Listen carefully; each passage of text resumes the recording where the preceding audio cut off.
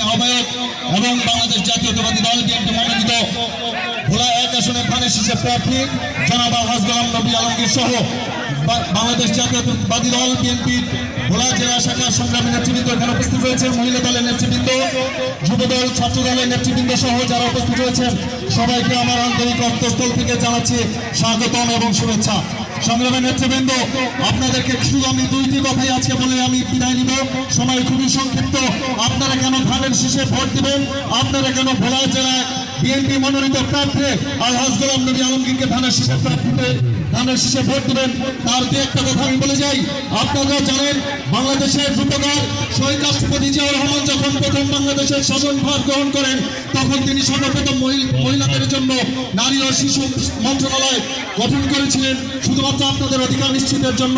পরবর্তীতে তারই ধারাবাহিকতায় তারই সহধর্মিণী আমাদের বাংলাদেশের আপসহীন নেত্রী গণতন্ত্রের মা দেশনেত্রী বেগম খালেদা জিয়া স্থানীয় সরকার নির্বাচনে যেভাবে আপনাদের জন্য সহায়তার জন্য যেভাবে তিনি বিশেষ ট্রাইব্যুনাল গঠন করেছিলেন, নারী শিক্ষার্থীদের রক্ষার্থে তাদের সুবিচার স্বার্থে তিনি যেভাবে সংসদের বিরুদ্ধে যেভাবে আইন প্রণয়ন করেছিলেন, তার পরবর্তী ধারাবাহিকতায় আমরা দেখেছি তাদের উত্তরসূরি চক্ষুত্তরসূরি আমাদের নেতা দেশ নায়ক তারেক রহমান আপনাদেরকে যেই উপহার দিয়েছেন, যে কমিটমেন্ট দিয়েছেন, সেটা হচ্ছে আগামী দিনে যদি এই ধানের শীষ প্রতীক বিজয় হয়, আপনারা যদি আমাদের প্রার্থী আলহাজ গোলাম নবী আলমগীরকে ধানের শীষের মার্কায় ভোট দেন, তাহলে আগামী দিনে আপনাদের জন্য জনাব তারেক রহমান যে কমিটমেন্ট দিয়েছেন, প্রত্যেক ঘরে ঘরে ফ্যামিলি কার্ডের ঘোষণা দিয়েছেন, প্রত্যেক ঘরে ঘরে যেই প্রধান নারী থাকবেন তার নামে ফ্যামিলি কার্ড হবে, এবং যারা প্রান্তিক কৃষক তাদের সার্বিক উন্নয়নের জন্য ফার্মার্স কার্ডের ঘোষণা দিয়েছেন। সংগ্রামী নেতৃবৃন্দ, আমরা চাই আগামী দিনে ধানের শীষের পার্লামেন্টে নিয়ে আপনারা আপনাদের অধিকার পুনঃপ্রতিষ্ঠা করবেন। সবাইকে ধন্যবাদ জানিয়ে আজকের এই অনুষ্ঠানে যারা অতিথি হয়েছেন সবাইকে ধন্যবাদ, এবং আগামী দিনে ভোলা 1 আসনের ধানের শীষের প্রার্থীকে ভোট দিয়ে জনাব আলহাজ গোলাম নবী আলমগীরকে জয়যুক্তি করে সংসদে প্রেরণের আহ্বান জানিয়ে আমি আমার বক্তব্য শেষ করছি। আপনাদের মাঝে তারেক রহমানের উচ্চারণ করে যাচ্ছি, আমার আগে আমরা, আমাদের আগে দেশ, সবার আগে বাংলাদেশ। ধন্যবাদ জনাব নাকিব চৌধুরীকে। এই পর্যায়ে আজকে এই সমাবেশে বক্তব্য রাখার জন্য অনুরোধ করছি, শুভেচ্ছা বক্তব্য অনুরোধ করছি বাংলাদেশ জাতীয় মহিলা দল ভোলা জেলা শাখার সরকারের সভাপতি অ্যাডভোকেট সাজেদা খানমকে বক্তব্য রাখার অনুরোধ করছি।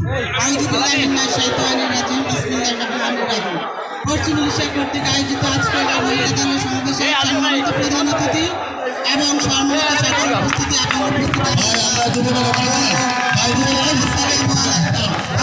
আমি শুধুমাত্র দু একটি কথা বলবো।